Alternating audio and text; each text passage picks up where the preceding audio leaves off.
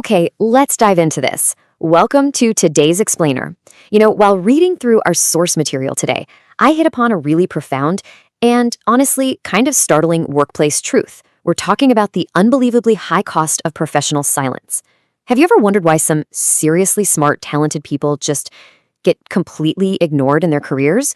Well, we're going to figure out exactly why that happens, and way more importantly, how to make absolutely sure it doesn't happen to you. The text from our source lays it out with a pretty harsh reality check. Your coworkers may have stopped hearing you already. Ouch, right?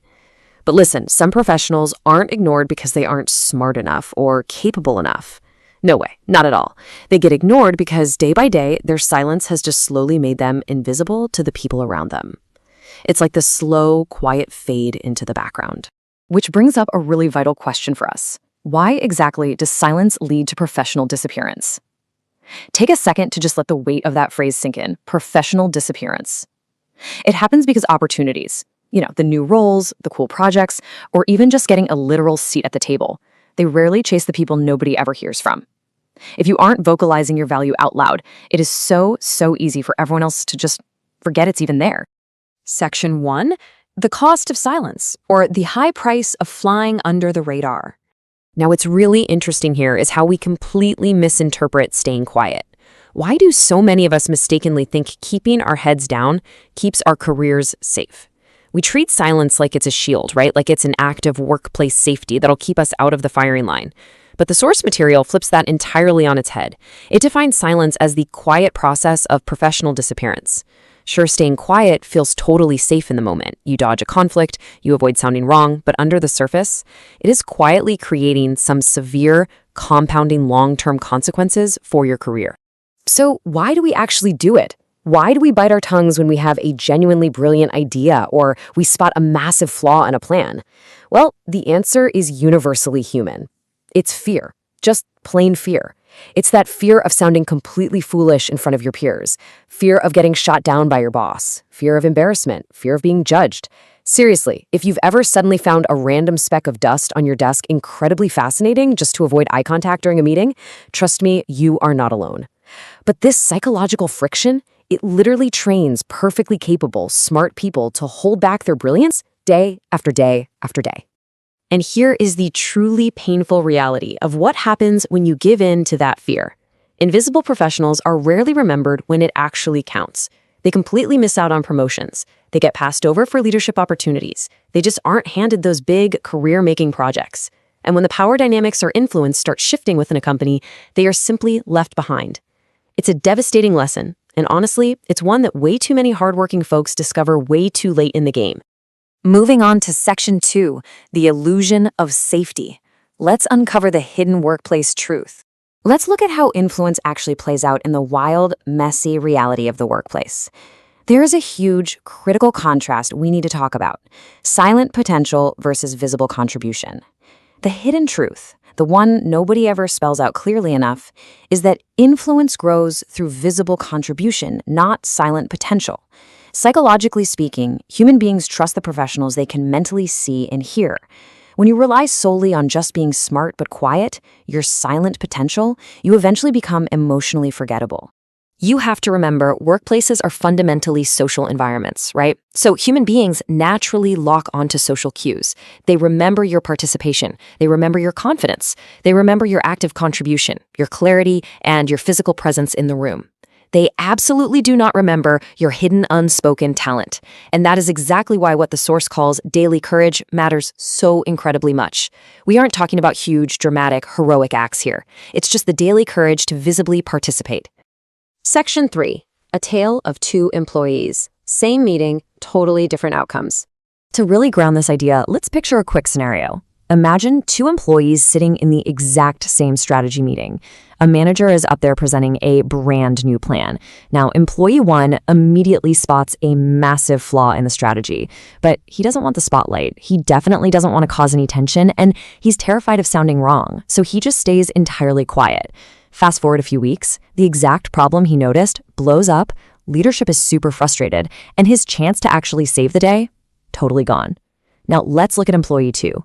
She notices that exact same flaw, but she speaks up and respectfully says, I may be wrong, but I think there's one risk we should probably examine before moving forward.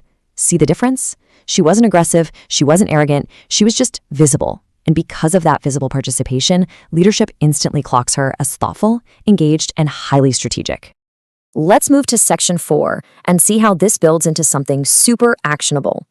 The rule of one sentence, a simple strategy for daily courage. So how do we actually make that transition? How do we go from the silent employee to the visible one without feeling completely overwhelmed? Well, the answer is incredibly simple. It all comes down to the number 1. The source gives us this brilliant one-sentence rule. Listen, you do not need to emotionally dominate the room. You don't need to stand up and give it 10-minute TED Talk. You simply need to commit to contributing exactly one meaningful sentence in your next meeting. That's it, just one. And the best part is, that single sentence can take a bunch of different, easy forms. It could just be a question that clarifies the team's direction. It could be a really simple observation about the data on the table. It could be a thoughtful concern, exactly like employee 2 shared in our little story. Or it could just be a useful perspective drawn from your own unique area of expertise. The whole point to remember here is that contribution builds visibility, and visibility builds influence. You just have to stop disappearing inside the room. If you're sitting there thinking, okay, but what do I actually say? Well, here are some incredibly low-friction phrases you can literally use today. Things like, one thing I noticed is, or can we also consider, or even, I think there may be another angle here. By using these specific, super low-stakes phrases, you create these little micro-moments. And over time, those moments slowly but surely reshape how professionals perceive you. People will actually start associating your presence with value, rather than just kind of looking past you at an empty chair. Which brings us to section 5, mastering professional etiquette, the ultimate survival skill of the visible professional. We are drawing all these core philosophies directly from the book Mastering Professional Etiquette. And so, the crucial point is summarized absolutely perfectly in this one profound quote from the text. It says, "Many careers do not stall because people lack talent. They stall because fear trained people to remain professionally invisible." It is such a tragic reality, isn't it? Unseen talent just gets completely quietly overlooked. Your raw talent alone is simply not enough if fear is constantly keeping it hidden in the shadows. You see, professional etiquette isn't just about knowing which fork to use at a fancy corporate dinner or just basic politeness. It's way deeper than that. It's about truly understanding the specific behaviors that actually shape trust and communication.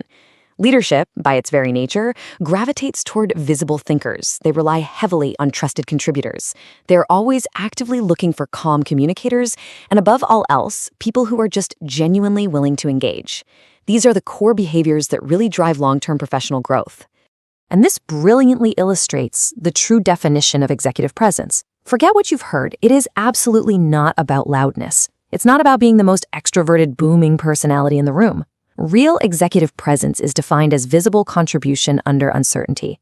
It is a hidden professional survival skill that literally transforms invisible professionals into highly respected, trusted voices.